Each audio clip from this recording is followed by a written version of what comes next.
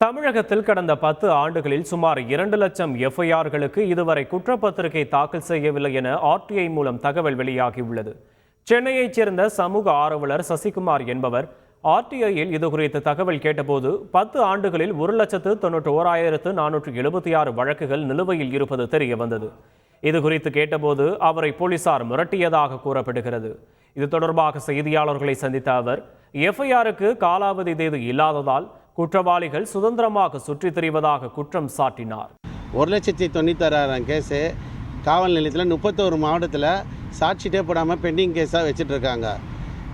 அது ஒரு மிகப்பெரிய ஒரு அதிர்ச்சியாச்சு. டிஜிபி சார் ஆஃபீஸில் போயிட்டு நான் கொடுக்குறேன், ஆனால் பிஆர்ஓ இதை ஏற்க மறுக்கிறாங்க. நீங்கள் ஏன் இதெல்லாம் பார்க்குறீங்க? சாட்சிட்டு போடலன்னா உங்களுக்கு என்ன வந்தது? போலீஸ் ஏன் வேலை செய்யலைன்னா நீங்கள் கேட்குறீங்க? இதெல்லாம் நீங்கள் பண்ணக்கூடாது.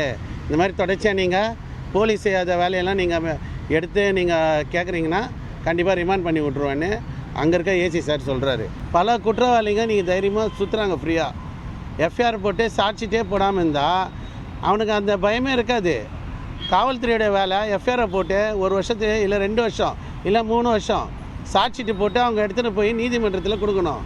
குற்றவாளிகளுக்கு சாதகமான விஷயமா இருக்குது. செய்திகளை உடனுக்குடன் தெரிந்து கொள்ள உடனே சப்ஸ்கிரைப் பண்ணுங்க.